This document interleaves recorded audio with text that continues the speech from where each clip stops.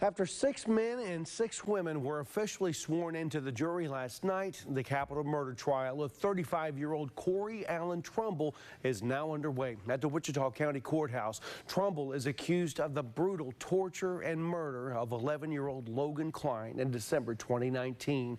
It was not until February 2020 that Klein's body was discovered in the backseat of an abandoned vehicle on Kenley Avenue.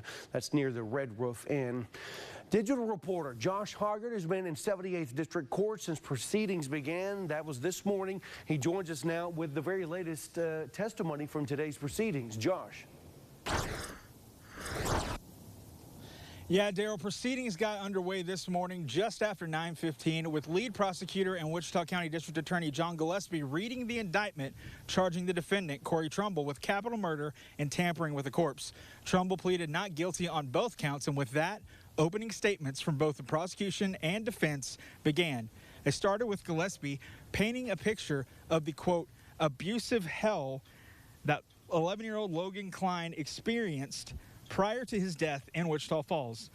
The first witness to take the stand was Dorothy Holland, the grandmother of Logan Klein, who testified that she had concerns for her grandkids' safeties, going as far as to contact CPS about it.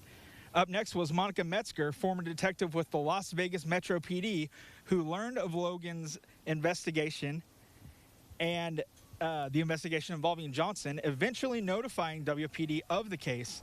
The state then called Detective Matthew Bailey, who actually discovered Logan's body in that abandoned car on Kenley Avenue within a block of the Red Roof Inn, where Trumbull, Johnson, and those kids resided from early October until late December of 2029.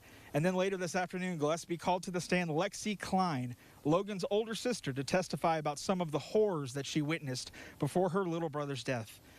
She told the jury, how she'd moved with her mom and her brother in the summer of 2019 to Midland, where her mom met Trumbull and began a relationship with him. And then after moving to a rundown motel where all 4 of them shared a room along with Trumbull's 3 dogs, she said Trumbull and Johnson began heavily using methamphetamine. And for a time, she and her brother were also made to use methamphetamine.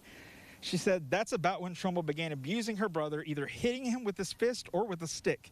And eventually the 4 moved into a trailer in Chillicothe, then to the Red Roof Inn in Wichita Falls, with the abuse and mistreatment of her brother growing more severe and heinous with each move.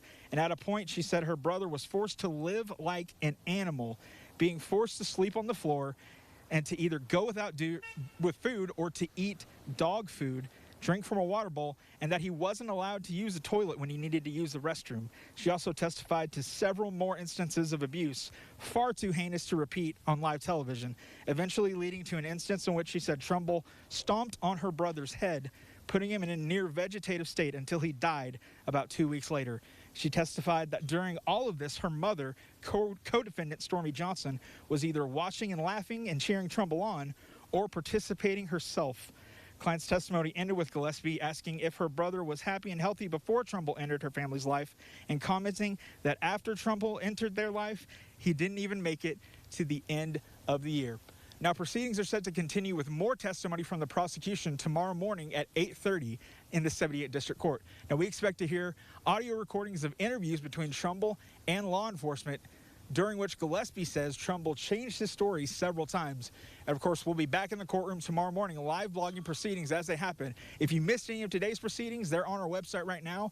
And if you want to see what happens tomorrow, make sure that you're following us on air and online on our website, Texomashomepage.com. Okay, Josh, thank you very much for letting us know what happened.